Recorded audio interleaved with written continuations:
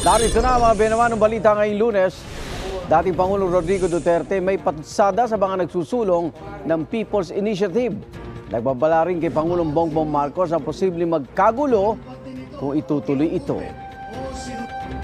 Pangulong Bongbong Marcos may paalala sa mga taga-gobyerno. Pamunuan ng Light Rail Manila Corporation nagbabala sa iniaalok na online na 12 buwang libreng sakay sa LRT1 gamit ang beep card. Ayos pa. At Tom Rodriguez, balik bansa na mataas manatili ng ilang taon sa Amerika.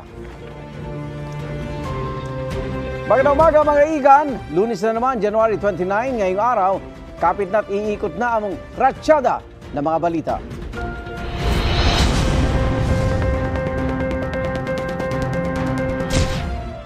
Ikaw, Mr. President, hintayin mo yung 6 years.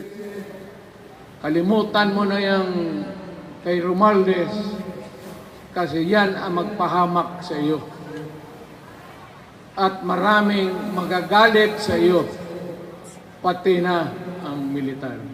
I am calling now the armed forces and the PNP. Protect the Constitution. Trabaho ninyo yan. Huwag ninyong kalimutan. Yan ang SOTD o Soundbite of the Day mula kay dating Pangulong Rodrigo Duterte sa prayer rally sa Rizal Park sa Davao City kagabi. Tutol si Duterte sa isinusulong na charter change sa pamamagitan ng People's Initiative. Magdudulot daw ito ng pagkakawatak-watak ng bansa. Nanawagan si Duterte sa militar at pulisya na protektahan ang saligang batas. Sinisikap ng GMA Integrated News na kunin ang reaksyon ng Malacanang at ni House Speaker Martin Romualdez sa mga banat ni dating Pangulong Duterte. Pero dati na sinabi ni Pangulong Marcos na prioridad niyang maamyendahan ang economic provisions ng 1987 Constitution dahil hindi na ito angkop sa globalized world. Bukas din daw siya sa pagbabago sa political provisions pero hindi pa ngayon. Si Romualdez dati na rin itinanggi na siya ang nasa likod ng People's Initiative. You are servants of the people, not their lords. Huwag nating pahirapan ang taong bayan. Bagkus Yan ang isa pang SOTD o Soundbite of the Day mula naman kay Pangulong Bongbong Marcos.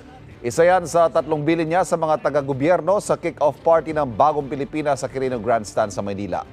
Kasama sa mga bilin ng Pangulo, bawal ang tamad, bawal at makupad sa pamahalaan. Bawal din ang tiwali. Dapat din daw maging bukas sa publiko ang paggastos sa pondo ng bayan.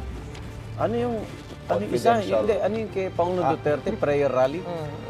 Kasi ito naman, bagong... Kick-off rally. Kick-off rally ng bagong ano. Tapatan sila ng rally. Mga opisyalis, gutom ho ang taong bayan. Sayang mga ginasa sa mga rally na yan. Kung kailang dalawang ang magpapatot sa dahan lang. Tapos kaming Nasa Pilipino nanga dito sa mataas na presyo ng bilihin. Sayang, ang laway ninyo. Kasi kung pag-uusapan niya yung politika, ang kailangan ng tao ilalagay sa tiyan. Sobrang politika. Aga-aga pa. Aga-aga, too early to tell. Maagang bakbakan Masyado ito. maaga yung politika, ano. PI nyo lahat. People's Initiative po. PI. PI, kalimutan. Dapat yan, ma-settle na rin yan. Pero alam mo, hindi papaawat siya, abangan pa mga susunod na mga araw. mangyayari, oh. Nagwa-warm up pa Yung lang anak, sila. pinagbibitiw pa nga. Samantala ngayong araw po ay dedeklarang National Shrine ng Nazareno ang Quiapo Church o ang Menor Basilica of the Black Nazarene. Pangungunahan ni Manila Archbishop Jose Cardinal Advincula ang seremonya mamaya. Ayon sa Quiapo Church, kabilang sa mga isinasaalang-alang para madeklarang National Shrine ang isang simbahan kung malaki ang ambag nito sa kasaysayan. At kung ito ay tahanan ng mga sagradong bagay, halimbawa, ang imahen ng Jesus Nazareno. Viva! Susunod namin ihirit. Alok na 1 taong libreng sakay gamit ang beep card. Peke! Ayon sa Light Rail Manila Corporation. O naman. At bantay traffic po tayo sa Elliptical Road sa Quezon City kung saan may isasagawa ang construction. Ayan. Yan at pa sa pagbabalik ng unang hirit.